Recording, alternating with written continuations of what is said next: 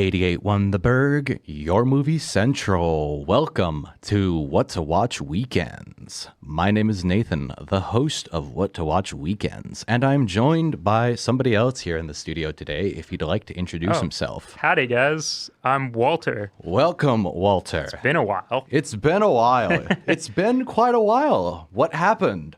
Well, summer vacation happened. That's what happened. We left off back in June, I believe June 7th, and we're back here on October 5th. There would have been a broadcast last week, but it was the first week of school, and I was lazy that day. Yeah. So we're back here on Sunday rather than Saturday at 4 p.m., which is a very odd time for us. It's not usually when we're broadcasting this show. We usually broadcast 8 to 10 p.m. on Saturdays or on Sundays, depending on the football games. Unfortunately, there's just been some shifting around in terms of scheduling, and so we're here at 4 p.m. I'm not complaining. No, this is nice walking home when it's not pitch black out. Yeah, good point. Good point. So we are looking on the sunny side of things, and it's pretty appropriate. It's pretty nice out there. I'm not even having like the blinds closed like I usually do. It's actually nice and bright and natural light in here, but I still have the lights on in the studio because we need lighting. Anyways, enough waffling. Let's get down to brass tacks. I don't have any tacks. Do you have any tacks with you? We need thumbtacks. I don't. Yeah. Darn it. I was going to pull a thumbtack out of my pocket. I made for a good bit. It would have been a good bit, but unfortunately, we do not have any tacks. What we do have is concepts for what we're going to be doing today, because last Wednesday, I talked about the Blade trilogy. And so naturally, to begin with, we're going to talk about the Blade trilogy. And then we're going to go kind of off the rails and talk about a lot of other assorted things. It's going to be a really fun show because first show back, might as well make it special. And since I have Walter, might as well make it crazy. So I think that sounds pretty good. How about you? Yeah, that sounds great. Awesome. In that case, let's just kind of kick things off nice and simple with a tie-in to the Wednesday show and cover the first Blade movie, probably the second one, but we'll start off with Blade from 1998, available to watch on Hulu. Basic premise of Blade is it follows Blade. The character is named Blade. No way. No way, I know. Wild. And he is a half-human, half-vampire who hunts vampires. And the plot of this movie concerns him trying to fight a vampire by the name of Deacon Frost as revenge for his mother being bitten by a vampire and causing him to be half human, half vampire. You see, it's all this kind of like interesting interconnectedness because he's hunting vampires, but he's also... he also is a vampire. Well, yes, but here's one thing I should clarify right off the bat. Despite him being half vampire, what's interesting about his character is that he does not have any of the disadvantages of vampires. He can exist during the day without any protective gear or need for sunscreen. He doesn't get affected by being stabbed by silver weaponry. And the only real issue he has is a thirst for blood and a need to, eat humans for their blood. But he has a serum to stave off that hunger. On top of that, however, he also gets the super speed, the super strength, the near invulnerability, and regenerative power of a vampire. So it sounds like kind of an overpowered character, doesn't it? A little. A little, yeah. And you'd think that'd get boring to watch. No, not at all. It's actually really awesome because it's an action movie and it's a superhero movie. So it's kind of to be expected from the very beginning. Right. I suppose we should also start with this.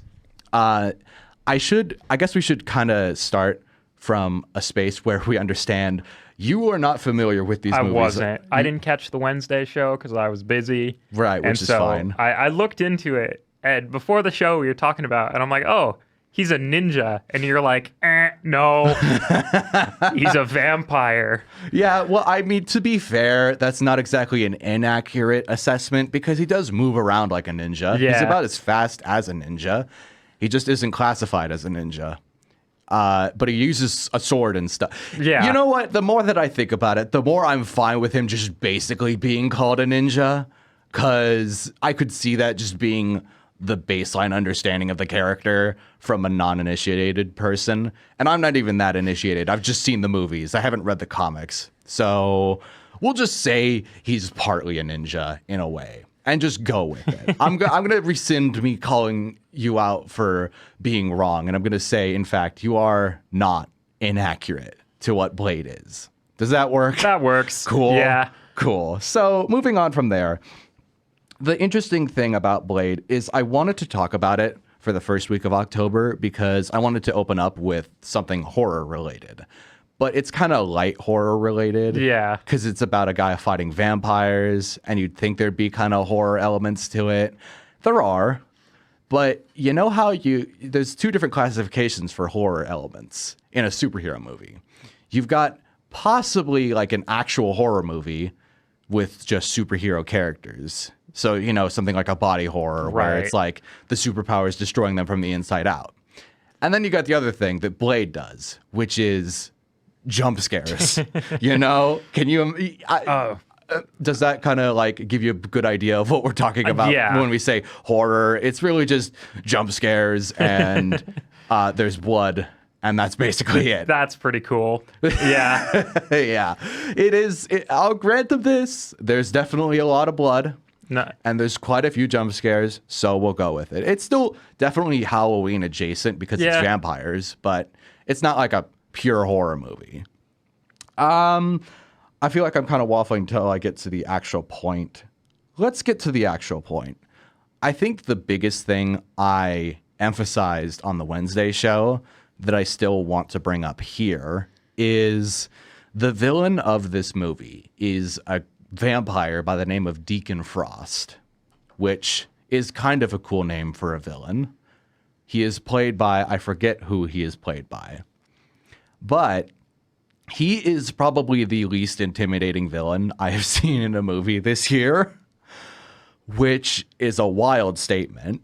He is not that threatening for needing to be threatening, you know? Right. He's just this random guy who runs a bunch of nightclubs that Blade is supposed to go and kill because he runs nightclubs and is going to initiate the final ritual to awaken some blood god or something like that. But in reality, all he does is he shows up to the Council of Vampires, swears a bunch, and then kidnaps one of them, and then kidnaps the rest of them and drags them out into the sun or something like that. I'm going on and on because it's difficult to really overstate, or no, it's difficult to really portray him as a threatening character when the movie doesn't portray him as a threatening character. Yeah. You know, do you see why I'm kind of struggling with this? Yeah. It's difficult to really describe what about him is threatening or imposing when all I got out of him was he's a kind of ugly looking person who just swears a bunch and runs nightclubs. And he's supposed to be a vampire. But when he captures the main female lead of the movie, who's like a blood doctor that Blade saved from being turned into a vampire, she basically just tells him to get out of her face. And she ends up being more intimidating than Deacon Frost. Keep in mind, he's kidnapped her and he's like, I'm going to win in the end. And she's like, no, you're not. And I'm just like, cool, you're more intimidating than he is right now. Thanks a lot, movie. You see, I see where you're coming from. yeah, it's. I wish I could get to like a grander point with it, but if the movie's not going to get to a grander point, then I'm not going to force myself to get to a grander point. The movie needed to try harder, and they needed to like study some actual, I don't know, good movies that have good antagonists. Like maybe a Japanese samurai movie where they emphasize what the villain can do and is capable of versus just having him swear. I mean, okay, here's one of the core things. You know how sometimes in these action movies, they'll have the villain off somebody pretty early on, right? Right. In this movie, they have Deacon Frost off one of his henchmen like 50 minutes in. Or something like that. It's not that far in, but it is far enough in that he's already made his first appearance. And his first appearance was being in the lobby, in the waiting room, going to meet the Council of Vampires and just being this weird, aloof freak. And then later on, they show him as a physically threatening character, right? Yeah. I feel like that's just such an editing mistake. You could actually fix that by just dragging that forward in the timeline in an editing program or something like that. Going, here is him offing one of his henchmen, and then he shows up to the Council of Vampires. And all of a sudden, you've actually made him seem more threatening than he actually is. Right? Right. So, which is not ideal, but it's better than what they did. It's a lot better than what they did. I'm going to try to not harp on this. What? Sorry. Nothing. Yeah. Okay. I'm going to try not to harp on this point for any longer. I think there's some like nitpicks here and there that I really want to go through. First off, remember, Walter, let me tell you something. Are you a vampire? Maybe. Okay. Yeah. So I want you to remember that when you're out in the sun, in order to not disintegrate into a bunch of ash, remember to wear a motorcycle helmet and sunscreen, and you should be good. Thanks. That's what. I'll put that into memory. Good. Yeah. That's what they did in Blade, and it totally worked. Nice. I have so many questions with that logistically. It's like, wow, you mean you just wear sunscreen as a vampire and you're fine?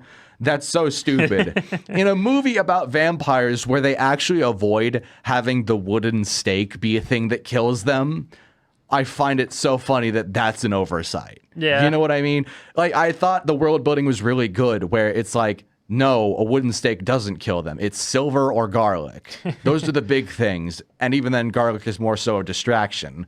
With silver, it's like, that makes sense. You need to have silver bullets and silver weapons. And I'm glad we're not using the wooden stake, because if there's anything Hotel Transylvania taught me, it's that it caused me to ask the question, who would not be killed by a wooden stake going through your heart?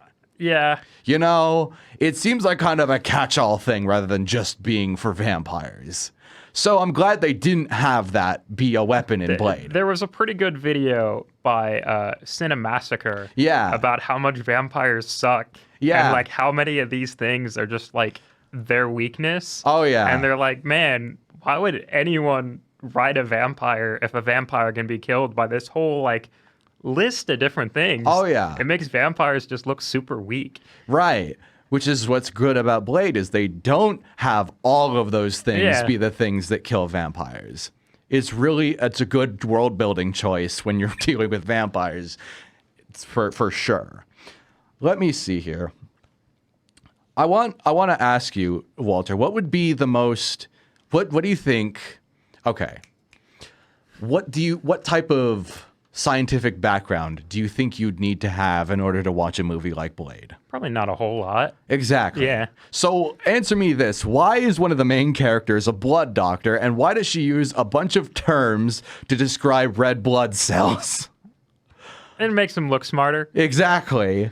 But at the same time, you can't just throw in a bunch of terms about blood and then not explain them and just throw them out there. What I'm getting at is I've never wanted a movie to have that moment where a character who does not understand blood terminology go, say that in English, nerd, more in my life. And they don't have that happen in Blade. Missed opportunity. It could have been funny, but they didn't make it funny. I don't know. I feel like I'm still waffling here and there. Are you still kind of understanding? I understand, yeah. Okay, so you're understanding where I'm coming from with critiques here. Yep. That's kind of the thing. I'm trying to get like resynced and back into What to Watch Weekends mode, and there's going to be some casualties along the way. So bear in with me, audience, for sure. I think that's actually a really good time for us to go to break for now. We've been on for about 15 minutes. We're going to need to take a quick break because brain hurty. Yeah. It's still functioning, and I still think we're getting somewhere. But, you know, point is, we'll be back very, very soon. So stick around. 88.1 The Burg, your movie central. Welcome back to What to Watch Weekends. My name is Nathan. My name is Walter. And we are back. So after our first break, where we talked about the first Blade movie, and I waffled around like I tend to do, we're now back to talk about the other two Blade movies because I'm getting tired of waffling around, and I'm also very excited to see where the rest of the show goes because we have so many plans for other things to talk about outside of just Blade, and I want to get Walter more involved in the conversation with stuff that he's actually familiar with. So we're going to kind of... Just keep in mind, I've never heard of these movies until like just a couple of days ago. Right. And I want to make sure that you're actually engaging with stuff. And now I find out, there's 3 of these. Yeah, and definitely. It's like, wow. So I'll definitely keep this. We're going to blaze through the other 2 just to kind of still tie it in because I've done this before. I just tie it in with the Wednesday show and then move on to some completely other stuff. It's going to be very interesting. So I'm going to quickly talk about Blade 2 from 2002, available to watch on Hulu. Haha, that rhymed. Basic plot summary of Blade 2. It follows this character by the name of Jared Nomak, who is the leader of the Reapers, these weird zombie hybrid things that are attacking both vampires and humans. What essentially happens is they have Blade team up with the vampires in order to stop Jared Nomak. His name is Jared, which weirdly enough is a much better name than Deacon Frost. And Deacon Frost was already kind of a cool name, but not by much.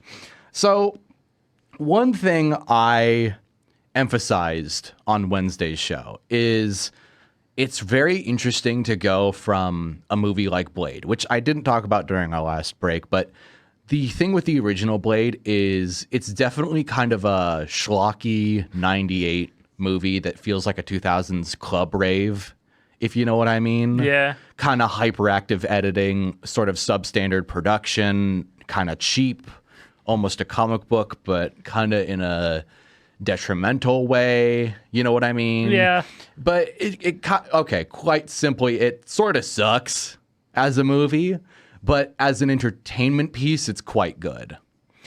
Blade 2, on the other hand, is actually legitimately enjoyable from like a B-movie perspective, rather than being like, oh, it kind of sucks. No, it's actually pretty good as a movie and as a performance and just as an overall package.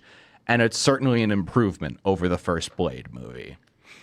That's one thing I emphasized on Wednesday. Keep in mind, part of that is coming from the fact that I am a huge fan of the director of Blade 2, who did not direct the first Blade movie, that being Guillermo del Toro, who I don't know if you've heard that name before. I have. Okay. Yeah. Have you seen things like Hellboy or Pacific Rim before? I have. I've seen Pacific Rim before, yeah, Okay. but it's been like a long time. Right. Yeah, I'm familiar with his name and stuff. Yeah, good to know. Yeah. So he directed this movie, and if you can imagine, I mean, I know it's been a while, but you remember how Pacific Rim has this almost like high budget B movie quality to it? Yeah. In a way, that's what Blade 2 is. And that makes cool. it exactly. Yeah. You hit the nail on the head. It's just cool because of it. Yeah. It's just awesome.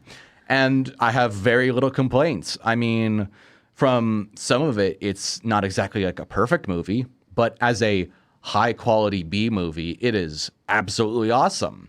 And there is a part in this movie where they essentially go down into the sewers to shoot a bunch of vampires. And when I'm sitting there watching it, I'm just like, this is taking on the tone and production quality more so, or close to production quality, kind of emulating the style of the movie Aliens.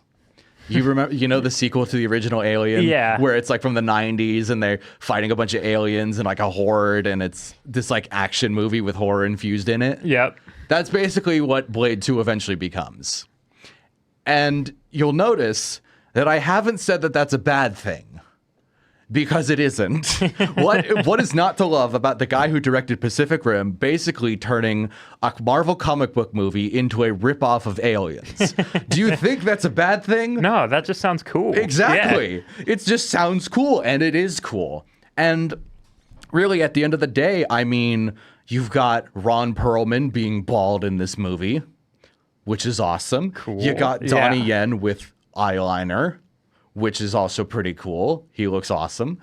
You've got like other vampires who are trained to kill Blade. You've got Wesley Snipes being Blade, which we haven't even talked about at this show because I already did such a huge amount of boosting his like reputation in the Wednesday show, boosting his reputation like I have the credibility to like enhance an actor's. That's such a crazy statement to say. You know what I mean? Yeah. Enhancing his reputation. I have enough credibility to enhance the reputation of a Hollywood actor on my college radio show. You get the point. I already did such a huge job of praising his performance that I didn't really feel the need to bring it up again. But I mean, he's so much better in this movie, even though he was like the best part of the first movie. You've got pretty much all the other actors doing a great job. You've got some great music, some great visual effects. It's just better overall. So I'm not going to spend that much more time on it. I will just say this, and you might get a kick out of this. There are parts in this movie where Norman Reedus, who plays a character named Scud, is just watching Powerpuff Girls, and it has no thematic implications whatsoever. They just have Powerpuff Girls on in the background. And I find that really, really, really funny. So there's that. Yeah. Anyways, moving on from Blade 2 to the very interesting one that is going to have very large... You were already saying your opinions about Blade 3 before before the show even started. Yeah. So, okay. The third movie in the Blade trilogy is Blade Trinity, from 2004, available to watch on Hulu. The basic plot summary. I want you to focus up because I want you to hear this. You're going to be very blown away. The plot summary of Blade Trinity is that the vampires reawaken Dracula and decide to unleash him on the world. The actual Dracula is real. Okay, so let's get the elephant out of the room. The actor they have play Dracula does not look like what I would imagine Dracula would look like. And he has two forms. He's got his human form and he's got his ultra form. The ultra form just looks like the devil, and his human form looks like Desmond from Assassin's Creed. Doesn't that just sound amazing? Sounds amazing, yeah. And by amazing, I mean dumb. Dumb. It does not look good. We also have the fact that he's not called Dracula officially. His name is Drake. Wow. Yeah. Yeah. Yeah. You want to know what's great about the best thing about him is the CGI on his eyes is probably the only visually appealing part of him. And you know how Deacon Frost, I mentioned he wasn't that threatening when talking to the main female character in Blade? Yeah. He wasn't, but that was a fully grown woman. Dracula in this movie is not threatening when he is threatening a small girl. And they have him like off a blind woman. And I still didn't find him that intimidating. They had to have him off a blind woman to make him intimidating, and even then it didn't work. And when he's talking to a small child, the small child goes, "My friends are coming to kill you." And I'm like, I'm scared of that child more than I am of this man. Yeah. Of Desmond from Assassin's Creed. If you don't know who Desmond is, just look up a picture. I'd highly recommend just looking at it, just imagining that's what it looks like. Let's see here. It also doesn't help that they don't have like a final plan of him. They just are like, oh, we're running out of time. Dracula has almost won. And I'm like, he's won at doing what? You've just shown me what your plan is, which is to make an antivirus to vampires in a missile or something. What is he planning to do? He's planning to do something. Okay, cool. Are we going anywhere with it? No, we're not going anywhere with this. Okay, cool. I think one really problematic sort of problem. Wow. I got to resync and figure out what I'm actually saying right now. One major issue with the movie overall is that I wish I could talk about some of the character dynamic issues with Blade and his sidekick character, that being Whistler, who's his like assistant in the other two movies. But I'm too burnt out to really talk about it. Just understand that I'm going to just cover it like this. I could go on such a big rant with it, but I don't want to, because this movie's taken up too much of my time anyways. You know how when you have two characters, where you have a character who's lost their parent, and then their sidekick later on, and this is like in the context of a superhero, their sidekick later on becomes their father figure. You know, classic example would be Batman and Alfred, right? You know what usually makes those dynamics work? The sort of implied nature of the father-son dynamic, where they don't ever say, oh, you're like a son to me, or you're like a father to me. Usually they bring it up when they're having a conflict. And it's like, you're not my real dad, you're not my real son. You know, that usually works better than just them saying out loud, you're like a father to me, you're like the father I never had. So naturally, with this being the third movie in the Blade trilogy, and having experienced so much time with Whistler as a character and Blade as a character, and knowing kind of implied that they have a father-son dynamic, in this movie, at some point, randomly, Whistler just says, you know, you're like the son I never had. And I'm like, yeah, doesn't that benefit the dynamic for sure? That just makes it worse. Exactly. Yeah, you get it. Yeah. It makes it worse. It dilutes it so heavily that I'm just like, wow. Congratulations. You have eyes. Except clearly not. You can't see that you made a bad mistake there. Woohoo. Woohoo. I think one thing I emphasized on Wednesday that I'm going to bring up to you that I definitely want to have the message out there is that when it comes to movie making, one thing I've been told many times over is that a bad image can be saved by good sound design or good sound quality. Right. And a good image cannot save bad sound quality. So naturally, Blade Trinity is a perfect example of having an expensive looking camera for 2002 and some pretty good cinematography and suffering heavily because the sound mixing is abysmal. Oh boy. And the sound design boils down to, what noise would this object make if it was being interacted with? Okay, that's the noise it would make. Cool. Doesn't that just sound appealing? Yeah. It does. It sounds appealing? I'm imagining like, you know, stock, like sound effects. It's not. It's like below stock. Oh, that's even worse. Exactly. Yeah. Yeah. It's kind of like, I feel like they recorded it themselves, but they're just like, they're trying to, unlike good sound designers who, you know, don't use the exact objects for sound design, you know, they use the exact objects and just record that. And it's like, that's not creative. You're just trying to emulate the exact noise, which is not creative or interesting, or it doesn't add any like cinematic presence to the thing. You're just doing it like that. Like, keep in mind, the other two Blade movies had like punch sound effects that are just like stock punch sound effects.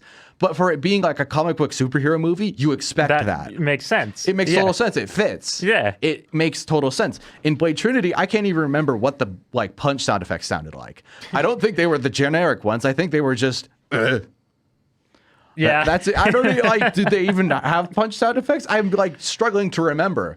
I was watching the movie and struggling to remember most of the plot points or even care about most of the plot points.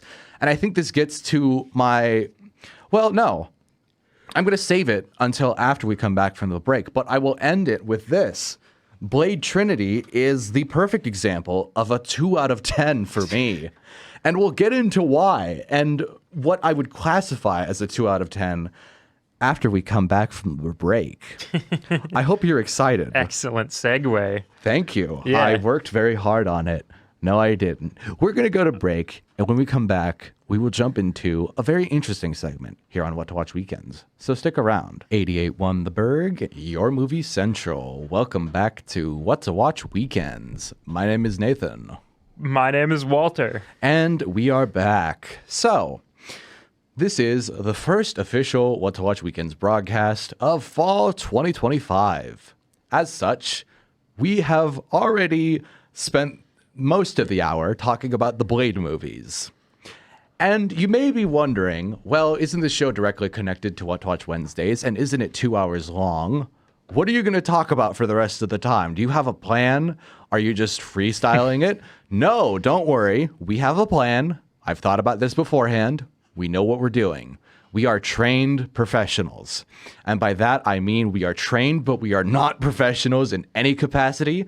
And we don't really need to be. Trust me. So, one thing I thought that would be interesting. You look like you're so ready to about burst out laughing. It's just a funny message one of my friends just sent me. Okay. I'm guessing it's not appropriate to read on the radio. It's appropriate. It's just totally not relevant to the show. Fair enough. Fair enough. Yeah. In that case, I'll move past it. You hold it in your laughter over there. You're going to distract me so many times. So one thing, actually, how to tie it in, speaking of messages that one of us has received from the other, you messaged me a while back talking about how I should include number ratings on my show. I believe because your dad recommended it. Yeah. One night on a weekend show, my dad texted me after the show and he's like, hey, why don't you guys give like a number rating at the end of every review you give? Just be like, yeah, I'd give this movie X out of 10 or X out of 5, whatever. And I'm like, I've never really thought about that, but I'm sure you have your reasonings why you don't. Yeah. And I remember at the time I did give you a reason for it, and I've kind of just kept it in the back of my mind for a while. But I thought it'd be kind of a fun segment to just kind of explain why I don't do it, but then give reasons for, well, I do already give number reviews, just not on the weekend show, and kind of explore what does my grading scale look like. I feel like there's enough content there for us to kind of make at least 20 minutes out of it. So, or longer. We'll see how it goes. Yeah. I think it's pertinent to start off with this as the biggest disclaimer of all. First off, if you follow along with What to Watch Wednesdays on Instagram, at What to Watch Wednesdays, all one word, no caps, no spaces, highly recommend checking it out, you will see that every single Wednesday show, in fact, a couple others outside of just the regular Wednesday show rotation, I will post an image post carousel that has a collage of the 3 movies I talked about and the movie posters with a number review put onto the movie poster. Underneath, there's a text caption with reviews of the movies, with extra text review, stuff that I did not say on the Wednesday show that night, and the number review, along with a funny little silly joke that I throw in right after the number review. The point I'm getting at is I already do include number reviews of the movies I talk about, but that is on the Wednesday show. You won't see number reviews of things like Decalogue, or let's say The Other Side of the Wind, or the 4th Jack Ryan movie, or The Animatrix, or things like Alien Romulus. Those are all just examples of movies that I've talked about exclusively on the weekend show. And I've never given those movies things like number scores because I already do it for the Wednesday show. And those movies like that are kind of added on as an extra little bit of content.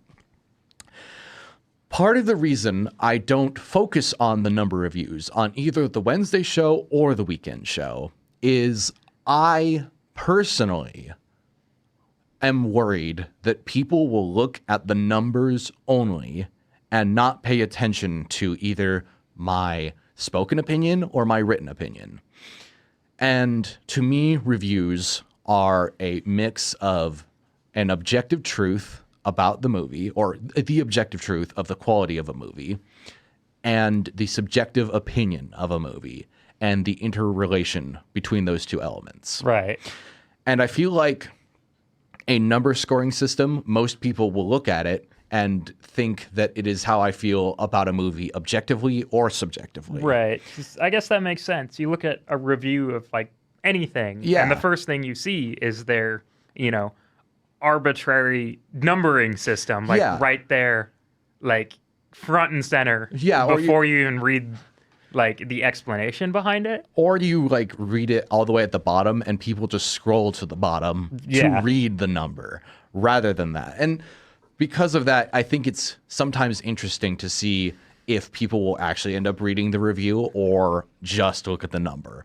In my experience, they usually just end up looking at the number from the few responses I've gotten from people who listen to the show or follow the account. And that kind of upsets me just a little bit. Not to like a degree of like I'm actually upset emotionally. More so just kind of like, yeah, but I'd prefer you read the text caption to get an understanding of what my opinion is. Because at the end of the day, a number cannot compare to words.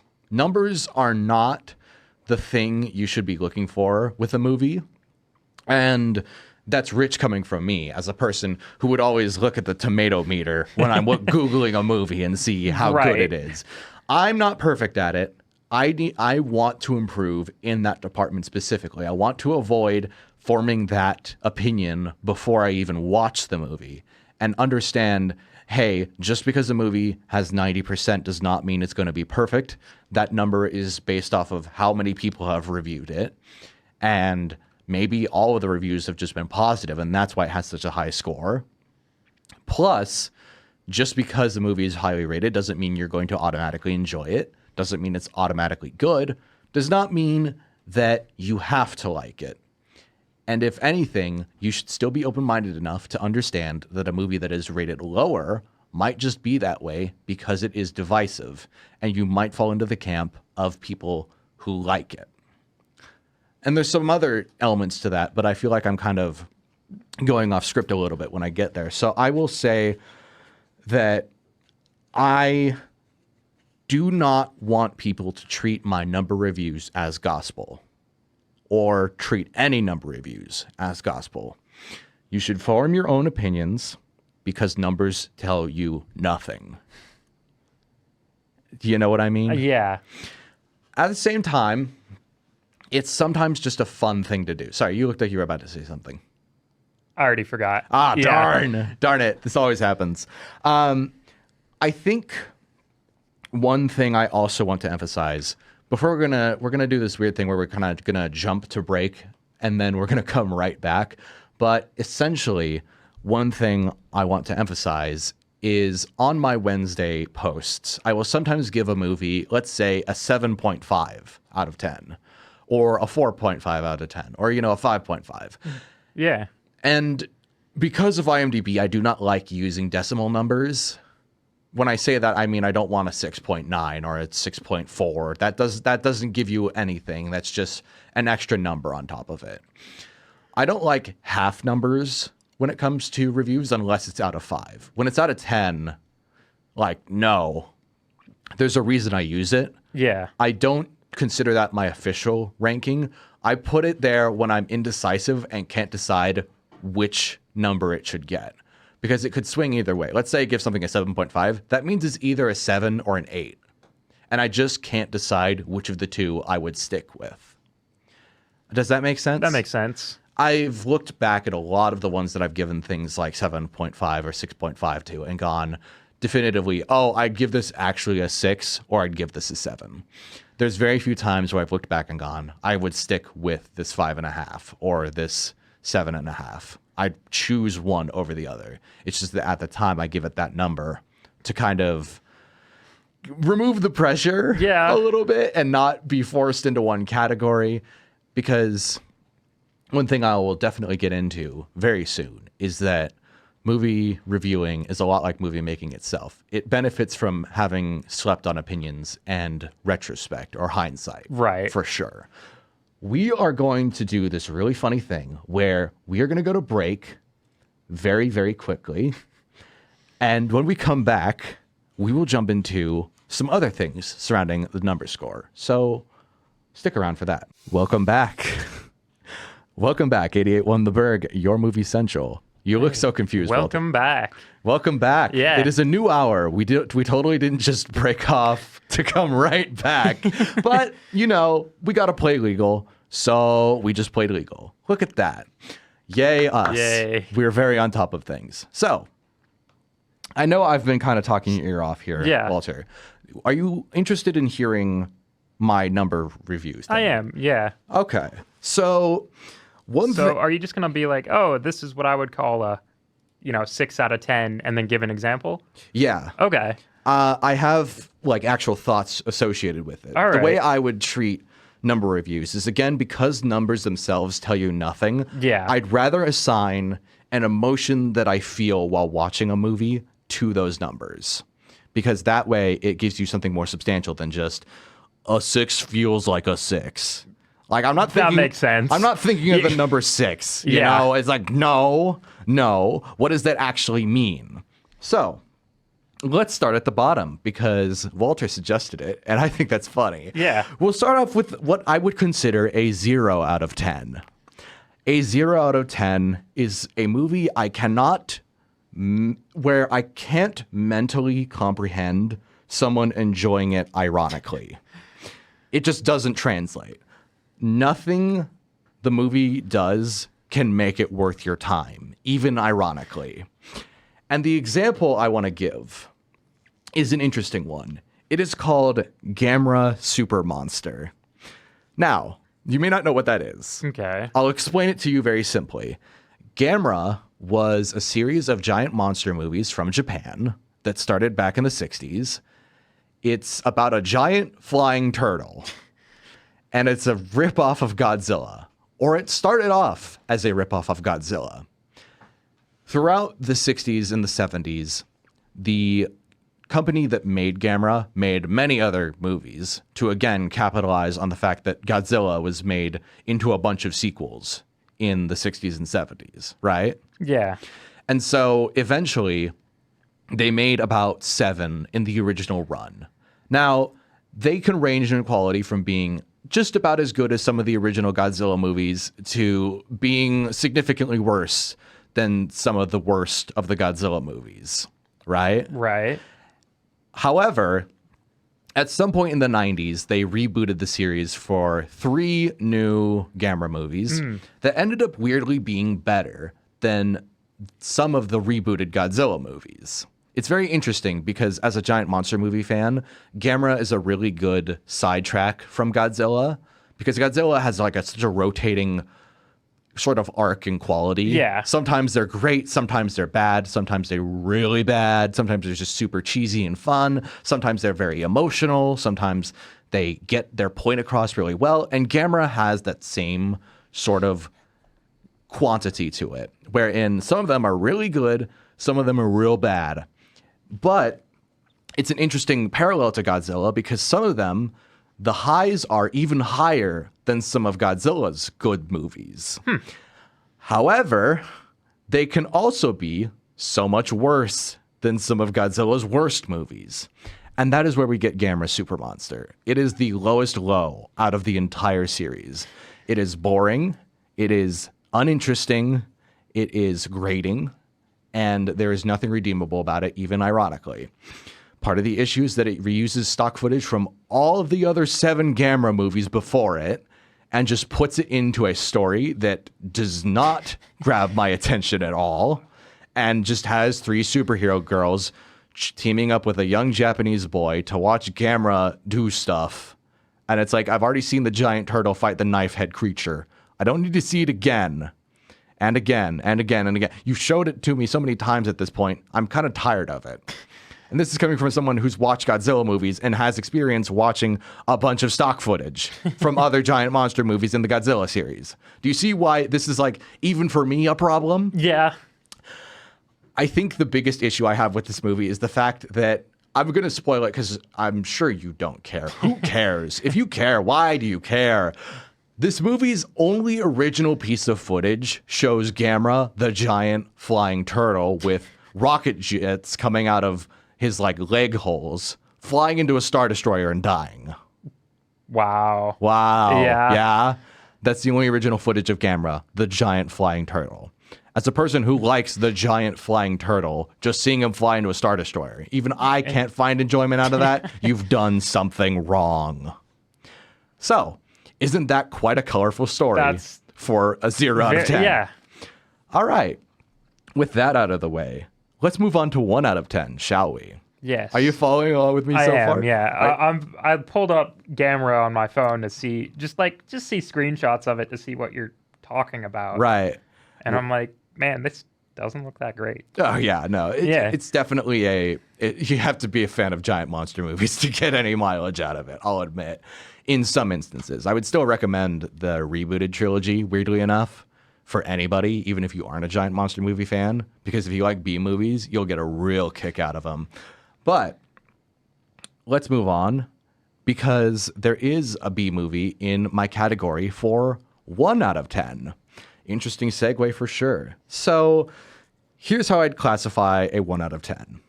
It's barely above a 0, like barely, Okay. which makes sense because, you know, numerically, 1 is just barely above a 0, you know? Yeah. So mathematically, it makes total sense.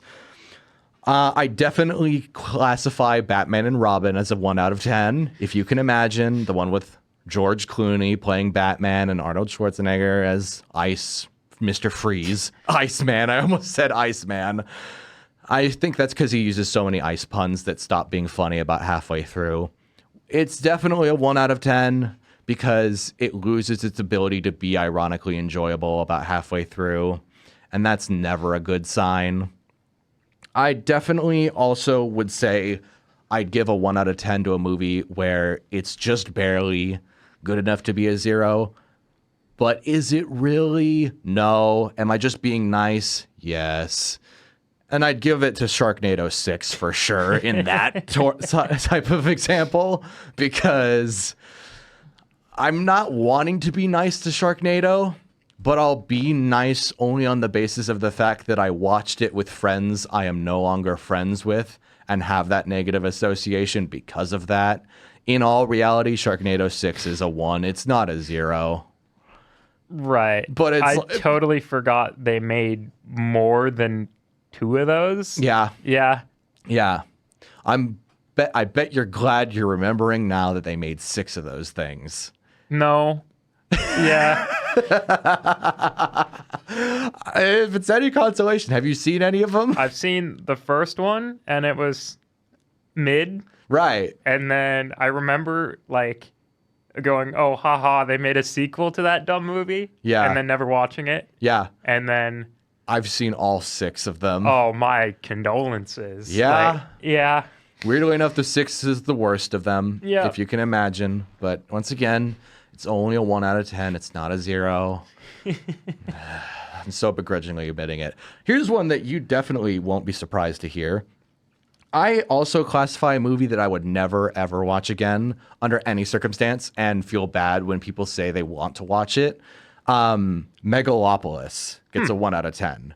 Yeah. If you're surprised. Are you surprised? I'm not. No. Good. I'd consider Megalopolis to be a 1 out of 10 because every time I've brought it up to my film professors, they're like, "Oh, I should watch it because it's made by Francis Ford Coppola." And I'm like, "Don't torture yourself with that. Please. I'm trying to tell you not to, and you're watching it." You feel bad for recommending it to people. Yeah. That's definitely a 1 out of 10. For sure. Like, I can't even say it as a joke and just trick them. I feel bad when they want to watch it. So, I think that's answered what a 1 out of 10 is pretty concisely, or not concisely, but pretty accurately. Moving on to 2 out of 10. I found this out very recently. This is what my benchmark for a 2 out of 10 would be. A 2 out of 10 movie to me. Sorry, you were just giving thumbs up to somebody? Somebody waved. Oh, so nice. I waved back. Yeah. Nice. This is fun. So, 2 out of 10. This is a movie where you cannot be bothered to rewind it. Yeah. That's a really weird experience to have, but it's exactly how I felt watching Blade Trinity.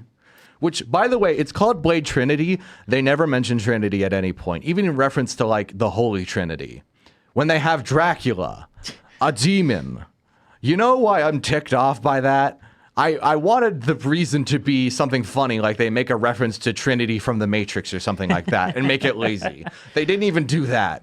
Anyways, 2 out of 10 is a movie that you just don't bother rewinding, but it's not unbearable enough to make you turn it off if you're supposed to watch it. again, because of Blade Trinity, and it was part of the Blade trilogy, and I was gonna review it on the show anyways. Kind of had to watch it because you can't review a movie that you haven't watched all the way through. Right. So I just kind of sat there and watched it, and it didn't get to the point where I was like, so I just didn't feel the need to back it up and make sure I was understanding the plot details. And I eventually just kind of tuned out and tuned back in, and I was like, I'm not feeling like I'm missing anything during this final fight scene. I don't really need to understand what's going on anymore. I just need to watch it until the end, right? Right. So that's how I'd classify a 2 out of 10. Moving on from that, how are you holding up here? Pretty good. I'm pretty understanding. That's not good. I understand pretty well what you're putting down. Good. It makes sense. Good. I'm glad. I want to make sure that you're actually like getting value out of hearing this. I mean, is this interesting at all to you to hear how I would classify these things? Yes. Good. So, with that being said, let's move on to 3 out of 10. I classify 3 out of 10 to be kind of the quintessential rating I'd give to movies that are a so bad it's good experience sometimes, depending. I definitely say that a 3 out of 10 is you need to be in a mood to watch them. Right. If you're not in a mood to watch a 3 out of 10, you're going to get through the first 20 minutes and then turn it off. That's how I felt trying to rewatch Mission Impossible 2. I was just not in the mood to rewatch it, and I turned it off. If you are in the mood to watch it, however, you will find the movie hysterical for how badly executed it is in a lot of its elements. Do you remember when I talked about the original Mummy movie with Boris Karloff? Yep. And couldn't stop talking about how much he looked like a raisin? That is what I would call the quintessential 3 out of 10 experience. There's kind of that one element to it that is not mediocre enough to make it funny in a so bad it's good way. And or that also goes for genuine enjoyment, like when it comes to a movie called Carnival of Souls from like the 60s. I can't remember exactly when it came out, but Carnival of Souls is this very interesting experience because the acting isn't that good. This music is not that good. A lot of the story just doesn't get to the point, and it's just not that enjoyable of a movie. And sound-wise, it's awful. Yeah. Because it's an indie movie from like the 60s. So What? the way you're explaining this, like, I haven't thought of this movie in forever, but immediately it popped into my head was the Disney live-action Inspector Gadget movie. Yeah. Would fall somewhere in this category. I remember seeing this movie as a kid and being like, man, this movie's terrible. Yeah. And I haven't seen it since. So Yeah, okay, let me ask you this. Do you remember, you know what? That's such a good example. Yeah. Because the thing I would say about a 3 out of 10 movie is it's usually, I'd classify it as having one element to it that saves it from utter mediocrity forever. And I've seen the Inspector Gadget movie as well. So let me get to the point with Carnival of Souls, and then we'll circle back to that, because that's a really good example. I'd classify Carnival of Souls as the 3 out of 10 because it's a horror movie where they do not have loud musical stings playing during the jump scares. They don't emphasize the jump scares. There's just a creepy guy standing there intimidating the main character, and then she goes through this psychosis of seeing this creepy guy in her dreams. Well, now that sounds silly. Yeah. But for it being from the 1960s and being this like eerie black and white thing. Oh, okay. Not that emphasized, kind of just eerie. Yeah. It actually really works. Compared to the rest of the movie, which is so utterly mediocre, it does not work at all. Now, in comparison, we also have the Inspector Gadget movie. Yeah. Where, sure, the movie sucks, but there was, the funny talking car. Yeah. With the little animated avatar for the kids. And he just kind of has a bunch of banter with Matthew Broderick. Do you remember the talking car? I do. Wasn't he funny? Kind of. Kind of. So there's at least a kind of redeeming element to that Yeah. movie. So Yeah. 3 out of 10. Yeah. I legit haven't thought of that movie since I was a kid. So. Yeah, no. I remember I did watch that movie. I didn't like the part where the evil Inspector Gadget clone had like a tarantula crawl out of his mouth. That's the big thing I remember all the time, and I think that's part of the reason why I have a fear of spiders. Thanks a lot, Inspector Gadget. Yeah. Anyways, so that's a 3 out of 10. Do you think we've covered that one pretty heavily? Yeah. You understand what a 3 out of 10 is? Yeah. Cool. Let's move on to 4 out of 10. 4 out of 10 is where it gets very interesting because I'd classify 4 out of 10 as being too generic to be worth watching, but you still weirdly remember how mediocre it is. I would classify this movie I've seen called The Losers from like the 2010s as a 4 out of 10. It's like the perfect 4 out of 10 movie. It's got like Chris Evans in it, and there's a part where he shoots like a crossbow or something like that. It's just very generic action movie that's like kind of Michael Bay-esque. Right. And it's just so generic and uninspired that I weirdly remember it because of that. I remember it feeling like just such a 4 out of 10 experience because I didn't care about the characters. There was only that one funny moment where the character uses a crossbow, and it's like, okay, this isn't interesting, but I remember how uninteresting it is, right? Mm-hmm. So there's that. I would also classify the worst movie in a trilogy. This is the lowest I would give the worst movie in a trilogy because they have to be good enough as a trilogy to get a third movie in the first place. Right. And so when it comes to things like Matrix Revolutions or Alien 3, I give them 4 out of 10s just because it's like, I don't think they'd be a 3 out of 10. And they usually aren't 3s out of 10s, if that makes any sense. Right. It's like, why would your initial concept not be that great to the point where it's like a 3 out of 10 to begin with? You're not getting a trilogy if it's a 3 out of 10. Yeah. So if it's a 4 out of 10, it's like, okay, this would warrant a sequel. Of course, I'm giving Hollywood a little too much credit there, but usually the worst out of a trilogy has been a 4. Or maybe a 2. 2 from Blade. So that's a big difference. But I'm glad they never made another Blade movie after it. That's for sure. Let's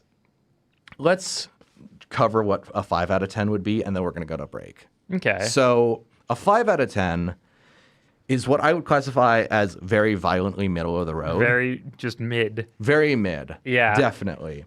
It's so generic to the point that it's not generic like a 4 out of 10. It's like trying hard to not be generic, but just still slips into mediocrity. I'd classify the Green Hornet movie with Seth Rogen as a perfect 5 out of 10 example, because sure, you have a villain that has a mechanical shotgun that spreads apart, and that's kind of cool, and you have like a color-changing car at the end. Yeah. And there's like this fun action sequence thing where Kato can like see alternate dimensions or something, and it's like, what? I would put like any of those like comedy movies from like the late 2000s, early 2010s. Right. Like, I can't even think of that, right? I'll Like, give you a good example. Wedding Crashers. Wedding Crashers, that's a good one. Hot Tub Time Machine. Oh, okay, yeah. Okay, yeah. stuff like that. That Yeah. it's like, wait, that movie's how old now? Right. Yeah. It's just kind of like, not that funny. Yeah. It's just something to watch. I don't know why I sat through Wedding Crashers. I like sat through the first 20 minutes, turned it off, and then I came back and watched the entire thing. I still don't know why I did that. Why? I don't know. I just made a bad decision. I would also classify a movie that you would consider a guilty pleasure to earn a 5 out of 10. Okay. So Fear and Loathing in Las Vegas gets a 5 out of 10 Yeah. from me. That's one of my like favorite movies. though. Yeah, I know, like, Yeah. it is for me too, but it's also like such a guilty pleasure yeah. because it's like there's no plot and Nothing really happens. yeah, and it's just about people being awful in Las Yeah. Vegas. I still enjoy it and I still take a lot of inspiration from it as like a creative type, but it's not a good movie. Yeah. I mean, okay, do you think it's a good movie? No. Okay. But that's why I like it. Exactly. That's Yeah. fine. That's like, we'll get into it later, but that's completely fine. Actually, once we come back from the break, we will definitely jump into my 6 out of 10 and explaining kind of the basic properties of why a movie doesn't have to be good for you to like it and Yeah. why I don't like number ratings for that reason. from the implications that And, provides. Like a lot of this is just subjective. Yeah. Yeah. Yeah. But we'll jump into all that once we come back from the break, for sure.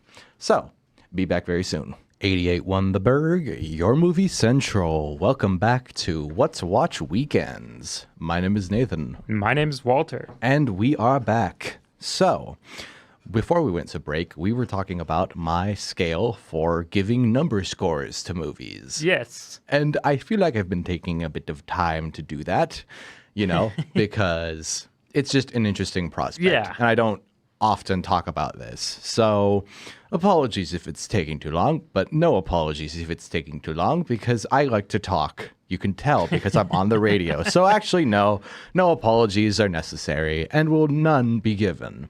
Will none be given. Wow, that was grammatically correct. Doesn't matter. So when we went to break, we left off on what I would classify a 5 out of 10 as. Actually, do you think we should do a quick... No, we don't need to do a recap. Yeah. We don't need that. So we left off on what I would consider a 5 out of 10. Now we are moving on to what I would consider a 6 out of 10, which is this. A 6 out of 10 movie is far from bad. You can still actually like the movie, but you're able to admit that it sucks just a little bit. Yeah. One of my perfect examples, when it comes to action movies at least, would be the Sherlock Holmes movies with Robert Downey Jr. Both of them kind of fall into that category of, well, I really like them, and I find the discombobulate meme really funny, and I find their, kind of Victorian England mixed with action movie sensibilities and bullet time stuff really fun. But it's Sherlock Holmes, It doesn't exactly fit the character, and Robert Downey Jr. is probably not the first pick for Sherlock Holmes, so there's definitely some form of irony to the whole thing, if you know what I mean. Yeah. It's like, I like him, but they do kind of suck from a conceptual standpoint. Right. So it's like, ugh. But they're still fun. I can also definitely give that sort of honor. Unlike a 3 out of 10, which has just one redeeming factor about it, the 6 out of 10, I would definitely say there's that one really entertaining scene versus a movie that's not generic enough to be boring, like a 4. Or if it is like a 4, it has that scene that boosts it. Right. What? I would almost say this is like a controversial opinion, but I would say any of the... I watch a lot of Westerns, right. So I'd say any of the Fistful of Dollars really trilogy would fall in here, somewhere between a 6 or a 7. Really? Yeah. Interesting. What about them makes them fall in that category for you? I know at least the second one, few dollars more, right. Just not that memorable.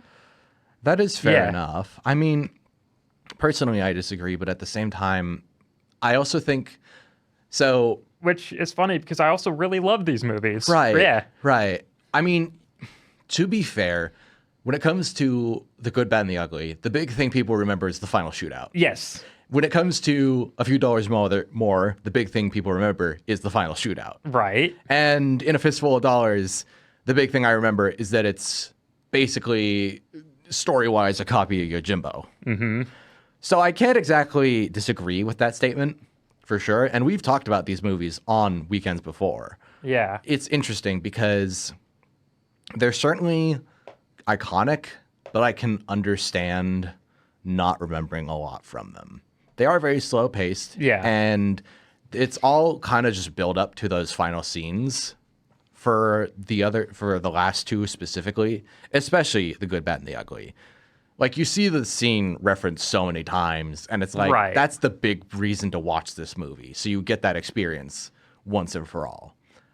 Although you can still admit, that's an amazing scene. Yeah. For sure. And I think that definitely fits into the 6 out of 10 category because it's even if the movie overall is still pretty good, it may not be super memorable, except for that one scene.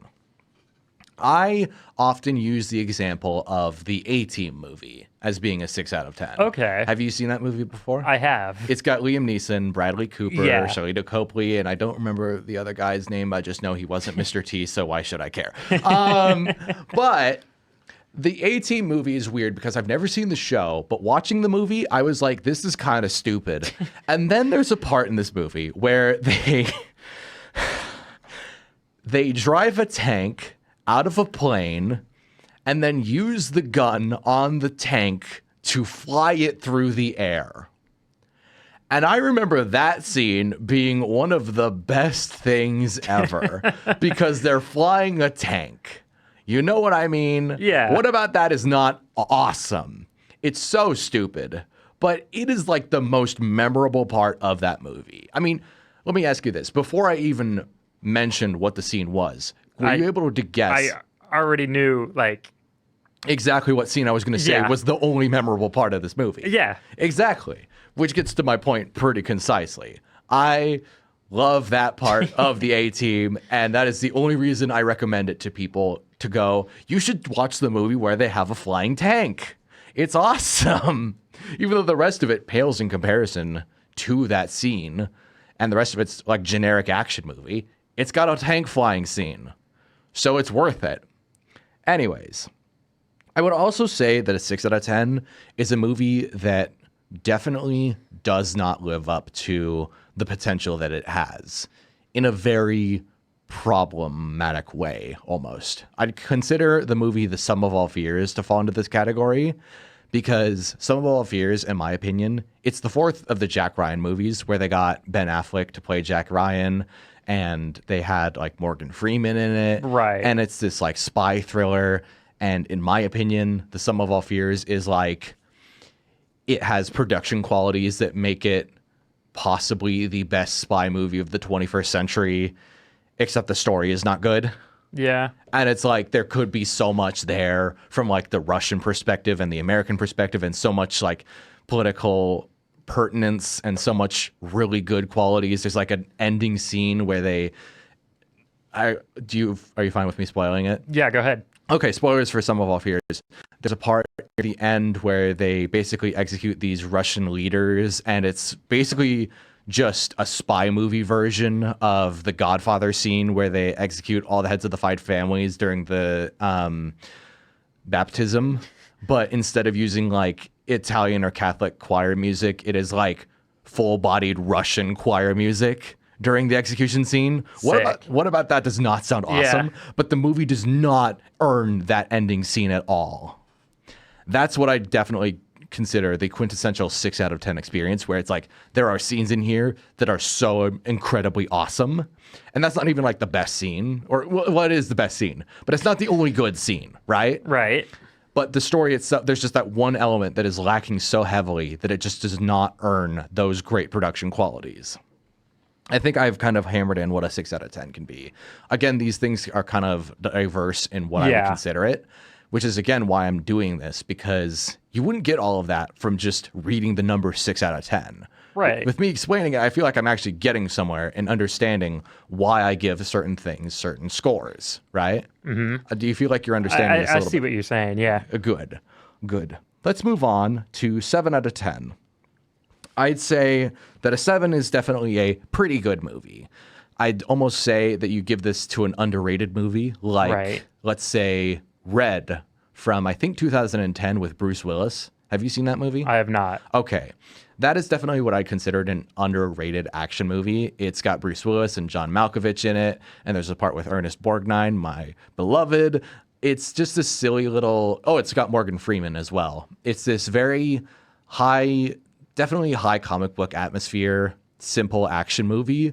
But, I mean, it's very memorable for how well they pull it all off. And there's a part where John Malkovich shoots a RPG rocket and it blows up. What's not awesome about that?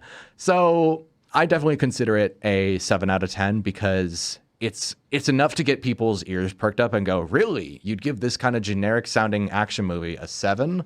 Maybe I should check it out. You know what I mean? Right. Give it maybe a higher number than it deserves to just get people interested. I'd also consider that for a movie called Amsterdam. It's this Dutch movie. I've heard of this. Yeah, I've told you about it. Yeah. It's from the 80s. It's a slasher movie where it's about this diver who kills like sailors and people relaxing in the canals of Amsterdam. Yeah. Very interesting concept, very simple one, but executed so well and done with such style that I'd actually consider it a very underrated slasher movie. Yeah. So that's what I'd consider a 7 for sure. Okay. I also think that to an extent, you give a 7 out of 10 to a movie that cannot live up to its potential, but is trying very hard. What I mean by that is rather than having a lackluster story and that needing to be fixed, more like all the elements are in the right place or there. They just have not been put in the right place. A good example of that would be this movie called The Yakuza from 1974, where it's about an American going to Japan to help save his war buddy's kid from being captured by the Yakuza, right? Right. And that movie is stuck out in my head for how well crafted every single individual element is. The best analogy I can use to describe it is at its core, I would compare it to a jigsaw puzzle of a very beautiful cherry blossom tree, right? With like this beautiful navy blue background. Just imagine that in your head. And imagine that they took the jigsaw puzzle and put the pieces in the wrong places. And if you were to rearrange the puzzle pieces, it would be an absolutely beautiful representation of a cherry blossom tree. They're just in the wrong places. Yeah. In some spots. Not even like all mixed up. Just like 3 or 4 pieces are just in the wrong place. And if you just readjusted those things, it'd be all fixed, right? Right. Does that make a lot of sense? Good. Okay, you following me so far? Yep. Are you curious to know what an 8 would be? I am. Good. Yeah. Are you just saying that, or are you? I'm curious. Yeah. All right. An 8 out of 10 is what I consider an awesome movie. And this is where I say an 8 out of 10 is usually a movie where it can be like one of your favorites, Right. but it's not like one of the best movies of all time. So you give it like an 8. Right. I would definitely consider the first Godzilla to be an 8 out of 10, but that's still one of my favorite movies. And I'd consider the movie Mandy with Nicolas Cage to be an 8 out of 10, even though it's one of my favorite movies. It's kind of that happy medium of not giving it like a perfect 10, but still admitting like it's still pretty darn good if it's not one of your favorites. That's for sure. That one, like, I think 8 out of 10 is more the average for a lot of movies that I watch. Partially because I, again, follow the like Rotten Tomatoes thing way too much. But it's kind of a good, almost average overall number to give things. And so I kind of follow with it. Right? Right. There's not much to say on 8. It's just good. Yeah. A 9 out of 10 is where it gets interesting. 9 out of 10, well, not that it hasn't already been interesting, but 9 out of 10 is a movie that I would consider very close to being perfect. Good example would be Evil Dead 2. That movie is so very close to being absolutely perfect, at least in my opinion, that I give it a 9 out of 10. I'd also say that I'd use it when I don't want to just give every single movie a 10 out of 10. Right. I can find one nitpicky thing to drag it down from being a 10 out of 10 to the point where it's not really a nitpicky thing anymore and more just an overall quality issue. The movie Battle Royale from the 90s, the Japanese Battle Royale movie that basically kickstarted the entire like Hunger Games genre. Not that it like inspired Hunger Games, but you know, it inspired the Battle Royale idea very heavily, is a 9 out of 10. It is an awesome movie, just not perfect, you know? Right. Very good. Very, very, very good. Just not perfect. I would also give a 9 out of 10 to a movie like the 7 out of 10 that I think is underrated, but I think to a criminal degree and should really be emphasized to people and make them really get curious for it. The example I use is Road to Perdition. Have you heard of that movie? I have. You have. It's basically a movie where Tom Hanks plays an anti-hero gangster. Yeah, that movie. Yeah, and it's got such beautiful cinematography, but also a really well-executed father and son story for a gangster movie. I'd argue even better than, like, maybe the relationship between Vito and Michael in The Godfather. It's just that, like, overall the movie is just not as perfect as The Godfather. But it still is a 9 out of 10. Still pretty darn close, you know? Yeah. And that gets me to 10 out of 10, where I would consider a 10 out of 10 to be a perfect movie. that comes with quotes because even if it's not perfect, you can still treat it like it's perfect and still get away with it, you know? Yeah. Because no movie is going to be perfect. But it basically is. I mean, come on. You can ignore the nitpicky elements and just enjoy it all the way through. The perfect example of this for me personally is Mad Max Fury Road. Mm-hmm. It is my favorite movie of all time, and it is something I consider perfect from beginning to end. I can't not enjoy it from every single time I've watched it. It is just a nonstop thrill ride. I don't want to stop ever watching it, and I'm addicted to it. I want to watch it again very soon, even though I've already watched it like 5 times in the last 3 years. So there's that. I would also consider Godzilla -1 to be a 10 out of 10. It's definitely comes from that perspective of I can ignore the nitpicks with it. It may seem kind of generic, but in comparison to all the other Godzilla movies, it is amazing, and that is its own thing. It is also just fantastic.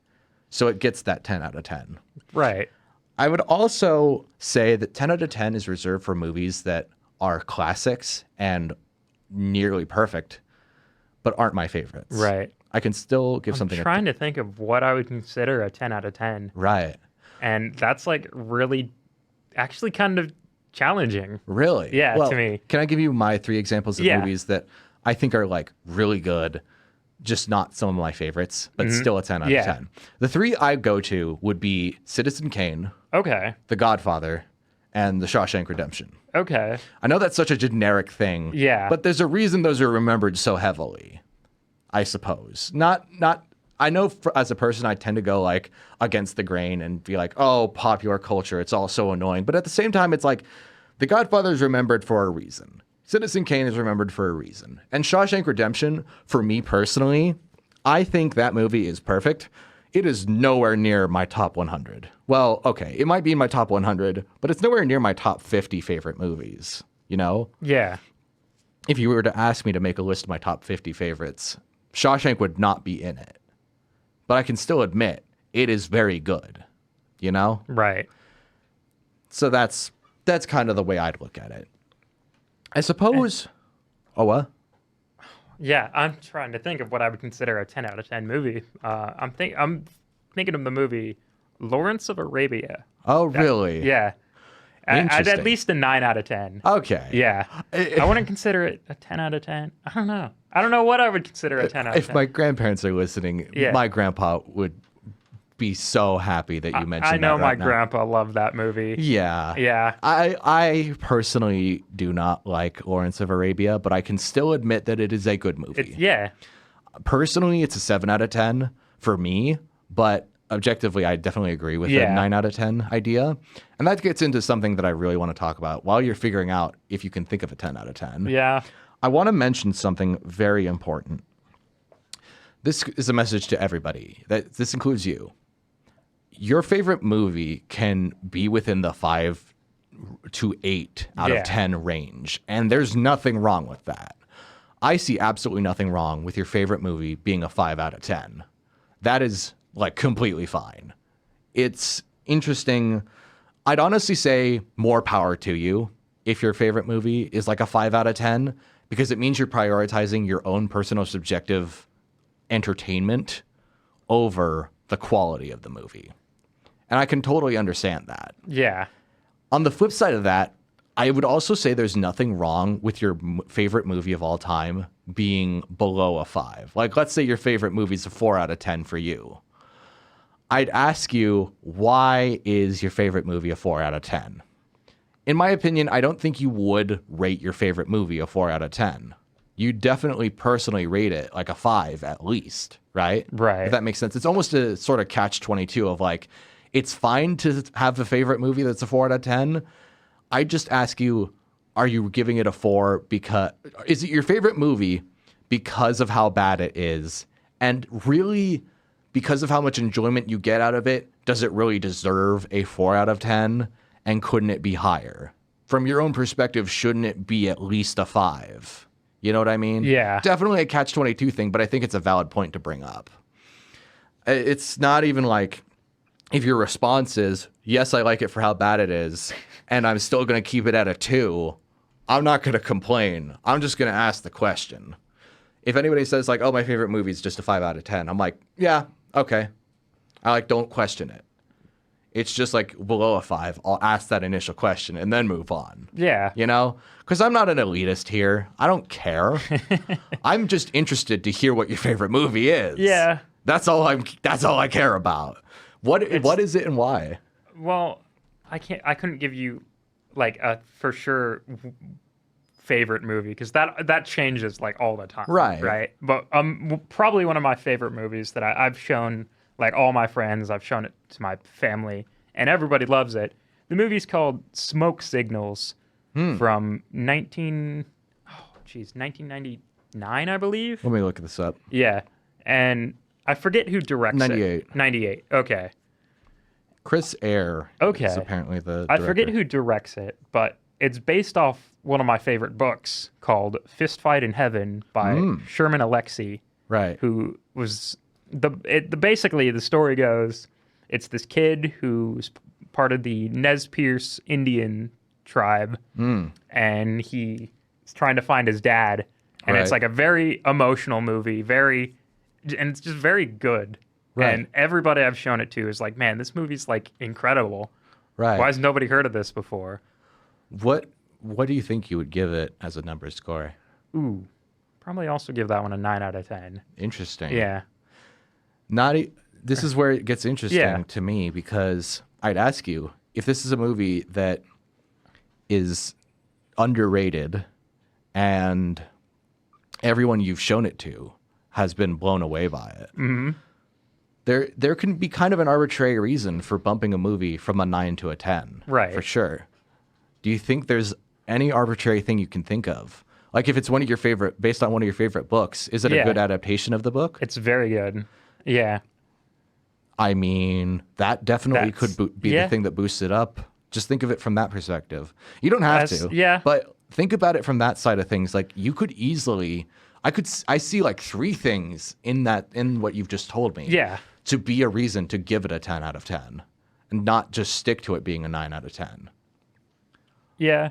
But another one like this is it's the movie Into the Wild, based off of the book of the same name. I think I've heard of this. And a lot of it is you've gotta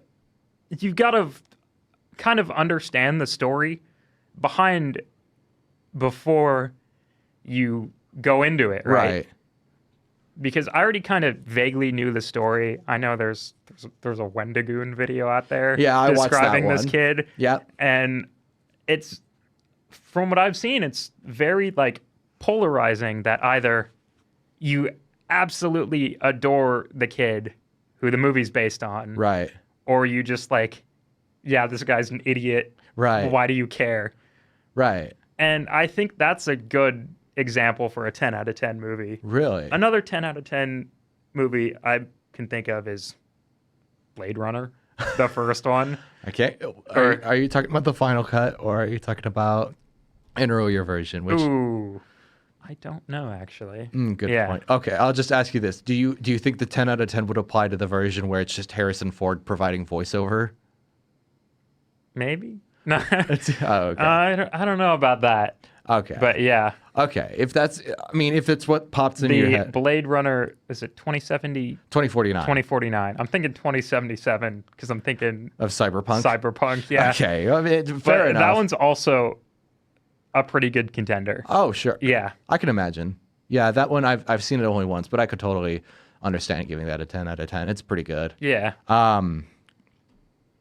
Let me think here. I mean, my personal ones would be things like Fury Road, Godfather, Sherlock. What's something that I did give a 10 out of 10 that I didn't expect to? Oh, this one's kind of as a joke, but I personally would give the movie 10 Things I Hate About You a 10 out of 10. Okay. Partially as a joke because it's 10 things I hate about you. Yeah. But I mean, also Heath Ledger does such a good job, and it's a very interesting romance movie that I did not expect to like as much as I did. And it's got this like personal connection because it's filmed in like the Seattle area. It's kind of this fun adaptation of a Shakespeare story, and it left me feeling something that I wasn't expecting to get out of just a generic generic sounding 90s chick flick movie. Yeah. And so I definitely would give it a 10 out of 10 on that basis. I think the most underrated 10 out of 10 to me is a movie called The Mysterious Castle in the Carpathians, Okay. which is a Czechoslovakian movie that I've seen based on a Jules Verne story about this count who goes out into the mountains to escape his hometown because his wife or his fiance was kidnapped by an evil baron. Now, this is sounding crazy from the beginning, right? Yeah. But essentially think of it like a steampunk Charlie Chaplin slapstick comedy movie with like Looney Tunes opera singing and these crazy inventions with like steampunk influence. There's something about it really captured my imagination in such a raw and unfiltered way that I just loved it all the way through. I just couldn't stop watching it. And I just walked away feeling so happy and like energized by the end of it.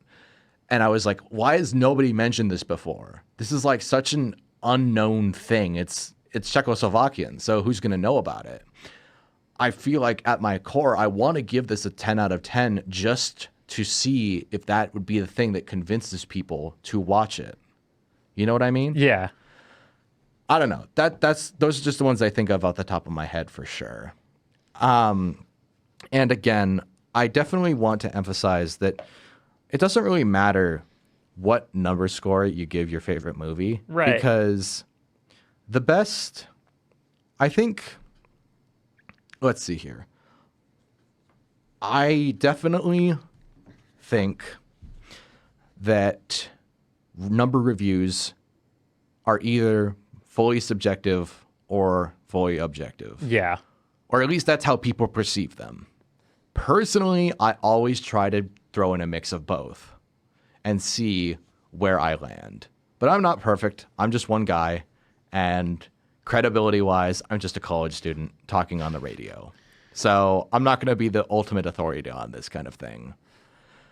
But I try to find that good balance between the two, for sure. Yeah.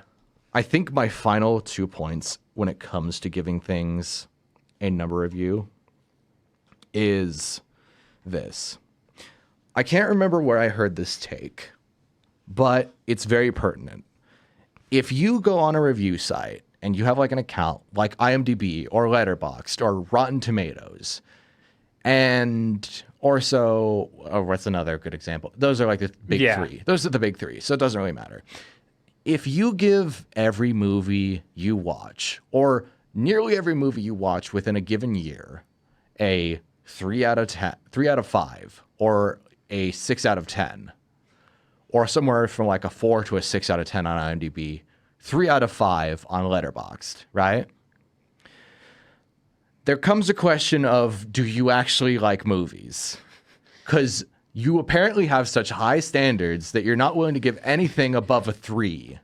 And it's like, oh, a good movie is a 3 out of 5. They give you multiple numbers for a reason, and you're supposed to use them. And really, at the end of the day, I start asking myself, what are your standards here? Like, have more fun. Do you actually enjoy movies, or are you a film major who has to just, like, maintain high standards? Like, at the end of the day, I'm going to tell you to shut up because I don't care about your opinion personally. And that's my opinion. Yeah. Stop giving stuff just a 3. It's the easiest thing to do. And don't like always go lower than that. And I know I can give stuff a lot of 3 out of 5s on Letterboxd. I'm talking about people who it's like the highest you'll see is a 3 at a glance. And then it's like they'll give something like, let's say the Lego Movie, a 2.5 out of 5. And I'm like, what are you doing here? What is your like problem? And it's like most of the stuff is like either a half out of 5 or like a 1. And I'm just like, you definitely don't give off the impression of somebody who likes movies. Yeah. You know what I mean? Definitely, in my opinion, people shouldn't do that. They should have a wider range, you know? Yeah. It reminds me of something that like my sister told me once, and she was like, yeah, why do people watch movies? They're too long. And I'm like, this is one of the worst takes I've ever heard anyone say. You So I'm realize- just gonna ignore that. Yeah, no, totally. It definitely falls into that category of another take I've heard where it's like, well, color movies are better than black and white movies because they have color. Yeah. No. I will still say this, though. My last point is definitely inspired by a quote from The Incredibles, but it also applies to when you go on a review site and you see somebody who gives every movie a 5 or 4.5. People who are too generous at giving things 10 out of 10 or 5 out of 5. Right.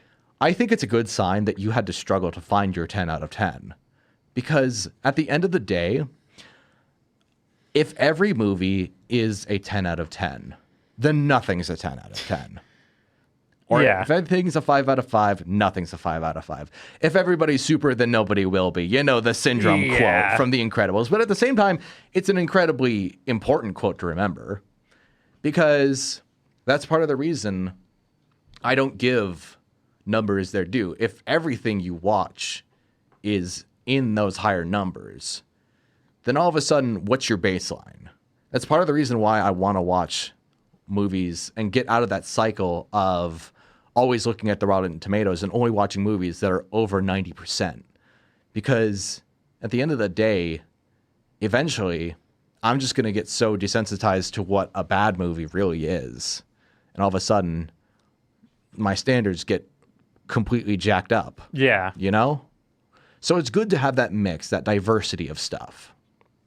And that's why I'm super glad that when I watched Blade Trinity, I was like, this is the perfect 2 out of 10. Because at least it shows that I'm learning something about myself. You know what I mean? I think we've exhausted this pretty extensively, but I hope that provided some value to you when you were asking about it. That being number reviews and why I do and don't do them, and what I would definitely consider to be within the number categories. With all that being said, thank you all for listening in to What to Watch Weekends. Thank you again, Walter, for being on. Yeah, This was it's always a pleasure. Always a pleasure to have you. For those of you interested, I will be on this Wednesday from 8 to 9 p.m. here on 88.1 The Burg for the next episode of What to Watch Wednesdays. I will also be back at some point this upcoming weekend for the next episode of What to Watch Weekends. I may have Walter back on. We shall see. Right.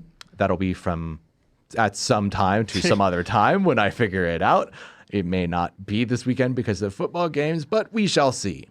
Stay tuned, and if you want to follow along and get the updates on whether or not it's happening, follow along with What to Watch Wednesdays on Instagram and YouTube at What to Watch Wednesdays, all one word, no caps, no spaces. Again, thank you all for tuning in. I'll be back this Wednesday telling you all what to watch. See you all, everybody.